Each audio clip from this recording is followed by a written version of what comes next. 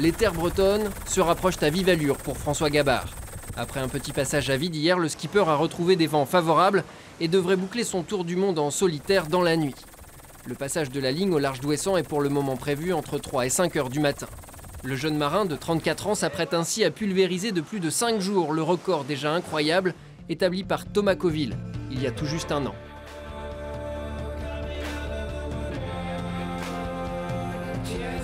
Il y a encore 12 heures, j'étais tout seul et puis là, d'un seul coup, il y a tous les gens qui sont dans cette histoire depuis des années. Il y a des amitiés, des frangins, ma sœur, et tout ça, ça remonte d'un seul coup.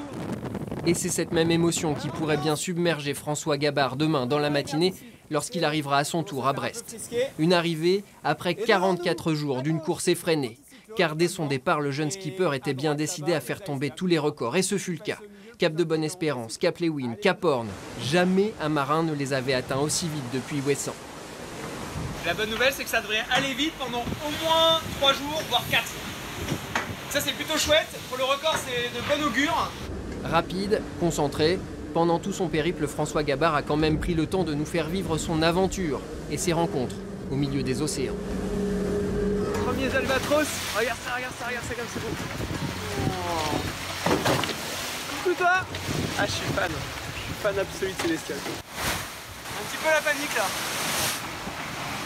Oh la vache. On sait pas du tout en voir ici. C'était clair normalement. Oh putain.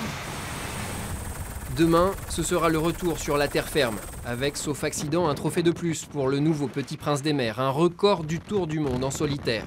Après la route du Rhum, le Vendée Globe, la Transat Jacques Vabre ou encore la solitaire du Figaro, décidément, rien ne semble lui résister.